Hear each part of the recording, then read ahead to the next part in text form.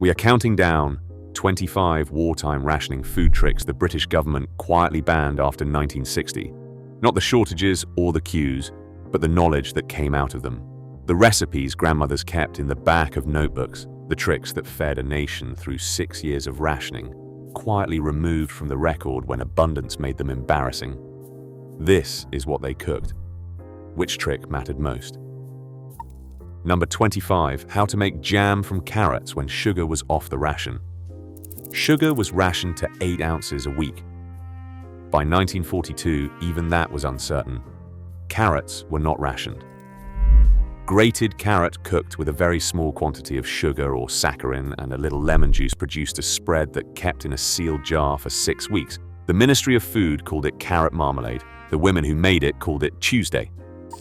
Number 24, how to stretch 2 ounces of dripping across a week of bread. Butter was 4 ounces a week. But the real secret of the working-class kitchen was dripping. Beef fat rendered from bones and roasting scraps, kept in a white enamel bowl on the larder shelf. Spread thin on the national loaf with a pinch of salt, it fed families through every winter of the war. The EU banned its sale in the 1990s. The habit had disappeared long before that. Number 23. How to use dried egg for everything a fresh egg once did. Fresh eggs were rationed to 1 per person per week. Dried egg powder, imported from America under Lend-Lease, arrived in flat yellow tins. 1 tablespoon reconstituted with 2 tablespoons of water made a passable egg. As a binding agent in meatloaf or fish cakes, it was indistinguishable from the real thing. Women who learned to use it could cook from dried egg for years.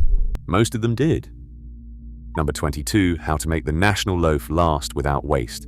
The national loaf was introduced in 1942, grey and dense, 75% extraction flour. It went stale in 24 hours. Nobody liked it.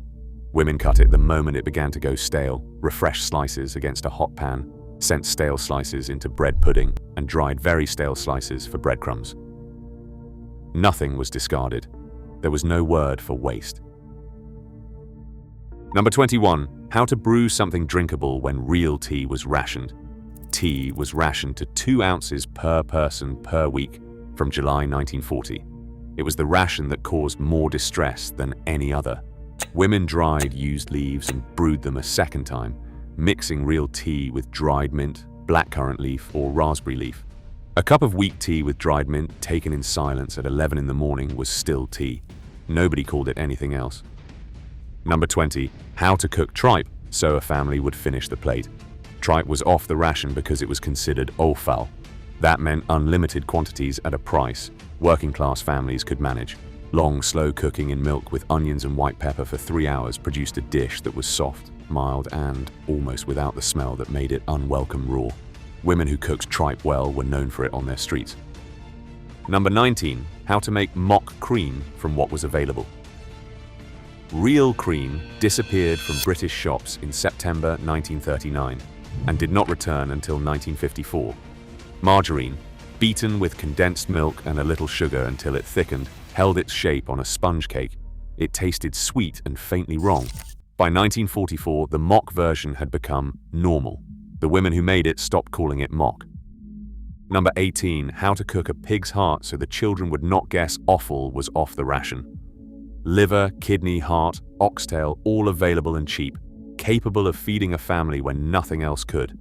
A pig's heart stuffed with breadcrumbs, onion, and dried sage, braised slowly for 2 hours, emerged looking like a small joint. Children who ate it rarely guessed correctly. The trick was to call it something else and serve it with enough gravy. Number 17, how to give parsnip the taste of something it was not. Bananas disappeared from Britain in 1941 and did not return until 1946. Parsnip, boiled soft and mashed with banana essence, produced a filling that tasted recognizably of the fruit absent for 5 years. It went into tarts, sandwiches, and cakes. When real bananas arrived in 1946, some children said they did not taste right. Number 16, how to bulk mince so it fed twice as many. The meat ration in 1941 was 1 shilling and 2 pence per person per week. Mince never went far enough. Half mince, half soaked, rolled oats or mashed potato, mixed thoroughly and cooked for a long time, were indistinguishable in texture from pure mince and produced twice the volume. Women who bulked mince did so without embarrassment. It fed the family. That was the point. Number 15, how to make bread pudding from a loaf nobody would eat. The national loaf on its 5th day was beyond toasting. It was not beyond use. Broken into a bowl with milk, a reconstituted egg, a scraping of marmalade, soaked overnight and baked slowly, it produced a dense, dark pudding children ate without complaint. The loaf nobody wanted on Monday was a pudding nobody refused on Wednesday. Number 14, how to preserve eggs in water glass for the lean months. Hens stopped laying in autumn. By November, fresh eggs were almost impossible to find. Water glass sodium silicate dissolved in water was sold in hardware shops for 3p a tin. Eggs lowered into the solution in late summer and sealed in a crock could be kept for 6 months. The practice was discouraged by food safety guidance in the 1970s. In 1943, it kept families in eggs through January. Number 13, how to make mock marzipan without almonds. Almonds were imported. Imports stopped. Marzipan disappeared with them. Haricot beans, boiled soft and passed through a sieve, were mixed with sugar and a few drops of almond essence, then shaped and colored like the real thing. Applied to a Christmas cake in December 1941, it looked correct from a distance. Women who made it said nothing about what it was. Number 12. How to turn vegetable water into something that passed for gravy. Real gravy required meat fat. Meat fat required meat. Meat was rationed. The water left from boiling carrots, cabbage, and onions, thickened with browned flour, seasoned with an OXO cube and Worcester sauce, became something dark, hot, and savory enough to cover the deficiencies of whatever was beneath it. Good gravy covered a great deal in wartime. Number 11. How to make rosehip syrup when oranges and lemons were gone. Citrus fruit disappeared from British shops in 1941. Children who needed vitamin C had nowhere obvious to get it. Rosehips from hedgerows, boiled, strained through muslin, cooked with sugar and bottled, provided more vitamin C than an orange. A teaspoon a day was enough. Children gathered rosehips for the national collection and were paid in pennies. It kept a generation from scurvy. Number 10.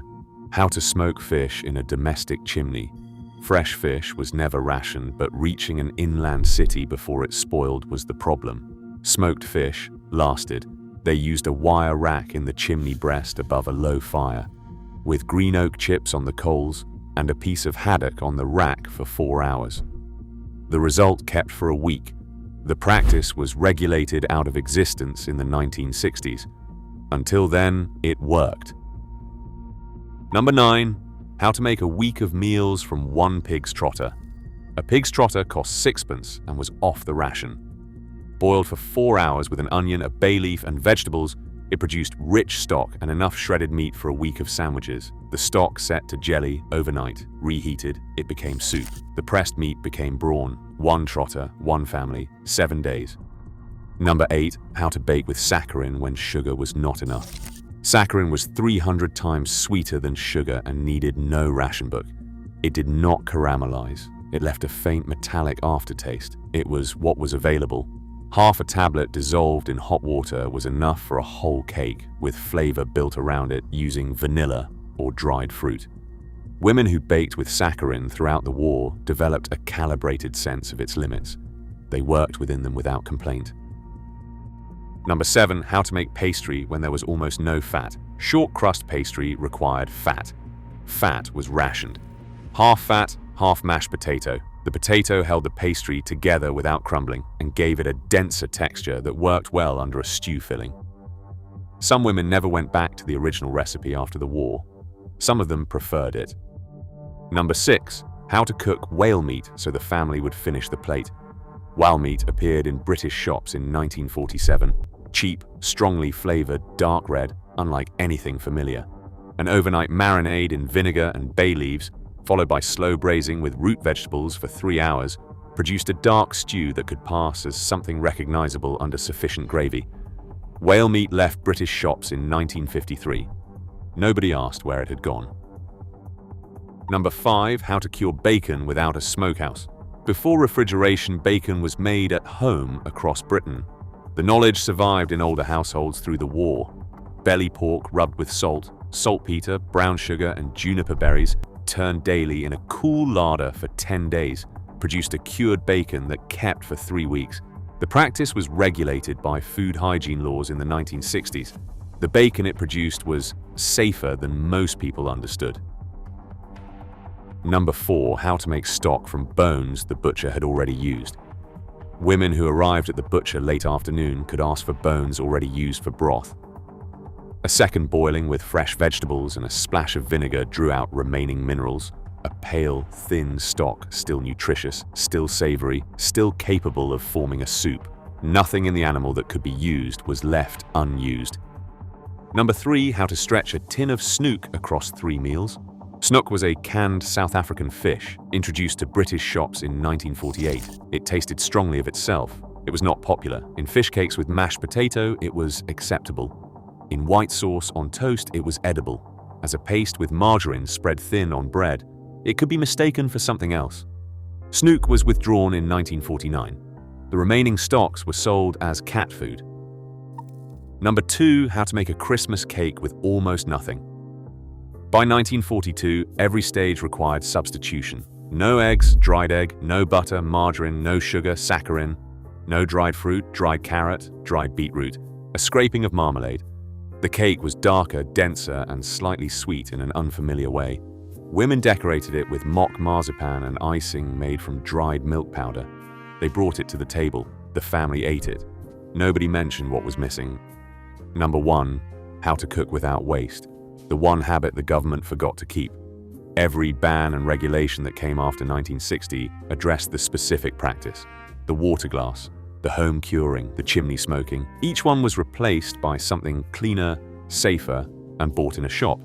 What was never regulated and never replaced was the habit that made all the practices possible, the habit of using everything. The wartime cook did not look at a chicken carcass and see something finished. She saw tomorrow's stock. She did not look at a stale loaf and see something to be discarded. She saw bread pudding. She did not see a shortage and see deprivation. She saw a problem to be solved with whatever she had. She solved it. She fed her family. She did not complain about it because complaining used energy that was needed for the cooking. That habit was not banned. It simply stopped being necessary. And when it stopped being necessary, it stopped being passed on.